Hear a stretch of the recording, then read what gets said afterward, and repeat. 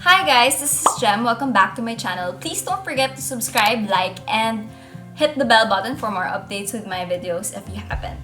Today, I know we are currently going through a coronavirus outbreak/pandemic, so I hope you guys stay safe. Please be healthy, drink your medicine, drink plenty of vitamin C, drink plenty of water, and please do frequently wash your hands and don't forget your masks whenever you guys are gonna go outside. But in this video, I want to do get ready with me for nothing because obviously nasa quarantine tayo.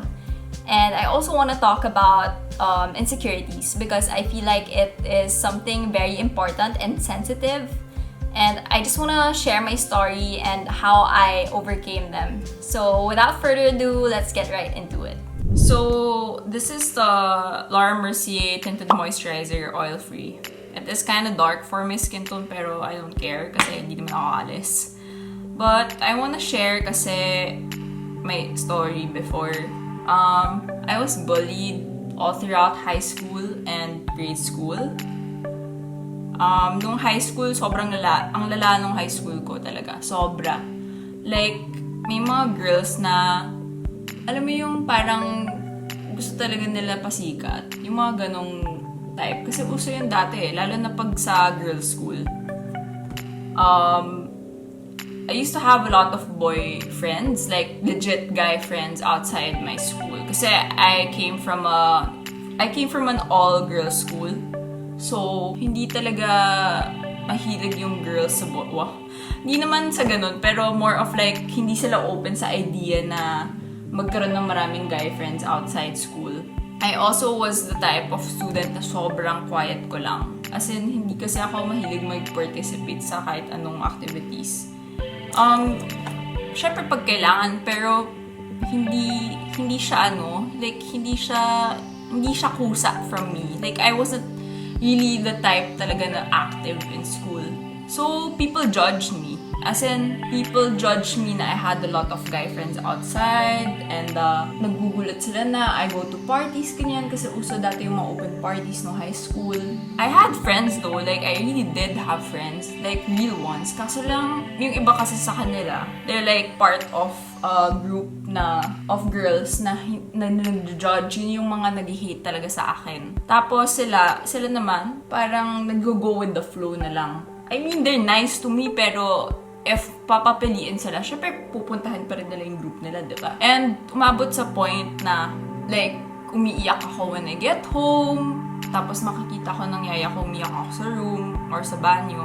Even my parents knew about this. Kaso lang, wala, parang hindi lang siya masyadong naging sobrang laking issue sa school din. Kasi I think in our school no offense, pero I'm not gonna mention anything about the school. I mean, I'm not gonna mention the name of the school. Pero kasi sila sobrang, kung ano lang yung nangyayari, they're gonna talk about it. Pero that's it, they're not gonna do anything. Like, as in, take action. Hindi sila ganun.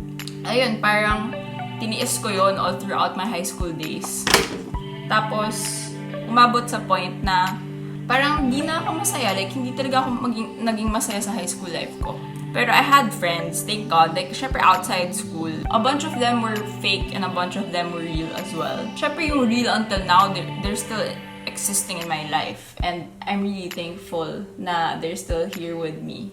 Even if nung nag-college na ako, nandun pa rin sila sa tabi ko until now. And, you know what I learned from my experiences is like, I'm not gonna be who I am today if I didn't go through those bullying stuff. Hindi ko rin malalaman kung paano ako magiging malakas or like maging strong as how I am today. Wala, parang ako, I went with my life na lang. Like, I went through whatever I'm gonna go through. Kasi inaccept ko na naman nangyari yun kasi past is past. Siyempre, nung college ako, marami parang mga rumors, ganyan, like, about me. Pero, hindi na yun naging big deal sa akin. It's up to the person if tanggap nila ako for who I am or makikinig sila dun sa mga haters ko. So, ayun, parang after that, by the way, this is the Kylie palette I'm gonna put on my face. Not face, eyes. Going back, what I learned lang is yun nga, you just have to accept everything and move on. Kasi at the end of the day, ikaw lang ang meron ka. I mean, you have your family, of course, you have real friends too, but you'll never know pa rin eh. Like, hindi mo malalaman kung totoo pa rin sila sa'yo.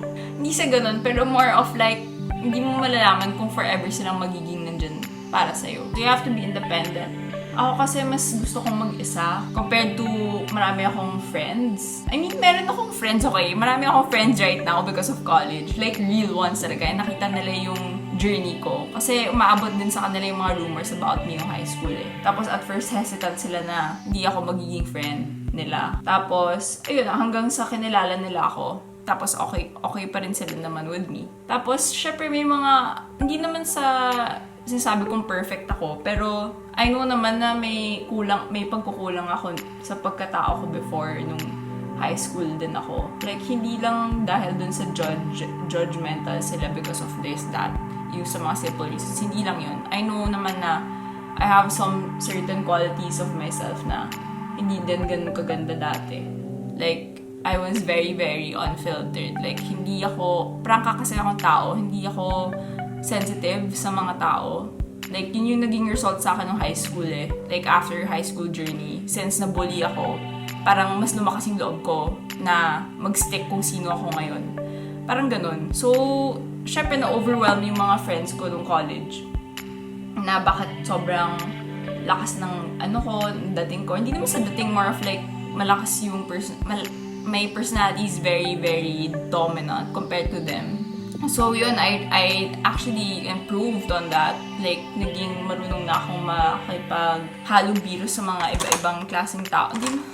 Iba-ibang crowd. Kasi I was just exposed to like, yung mismong naging crowd ko nung high school, sino yung mga naging friends ko outside school. Yun, I'm actually happy na I still have friends nga. And I'm happy with who I am right now. So, ang advice ko sa inyo, sa mga nabubully pa rin hanggang ngayon, feel ko malalampasan nyo rin naman yan. I mean, kung ako kinaya ko, dapat kaya nyo rin. And I know it's bad to just take it in by yourself. You have to actually talk to other people about it too. Yung mga totoong tao, hindi yung kung sino-sino lang, yung parang saglit lang alam mo na nagva-vibe kayo, tapos sabihin mo sa sarili mo na, oh, best friend ko na to agad. Hindi ganun. Dapat kilalanin mo na yung tao bago kang mag-commit sa kanya. I'm gonna do my brows. This is the Anastasia light brown na shade. For me, dapat kilalanin mo talaga yung mga tao na nakakasalamuha mo. Hindi pwede yung go lang ng go na magka-vibe kayo nga. Kasi hindi mo alam talaga kung ano yung intentions niya. Yun yung pagkakamali ko din nung high school eh. Like, nakikipag-friends ako sa mga tao na alam kong hindi pure din yung attention sila. I mean, as a girl I'm an empath. Like, nararamdaman ko kung ano yung pakay ng tao kahit hindi ko pa kilala. Hindi naman sa hindi kilala, more of like konting kibulang, konting salita lang. Malalaman ko talaga agad kung ano sila eh. Ayun, be mindful. Ang dapat gagawin kapag nabubully. And reach out for help pag hindi na talaga kaya. Kasi ako, pag hanggang ngayon, alam ko naman I still have haters. Like, mayroon pa yung mga taong hindi nakaka-move on sa mga rumors about me na hindi naman totoo.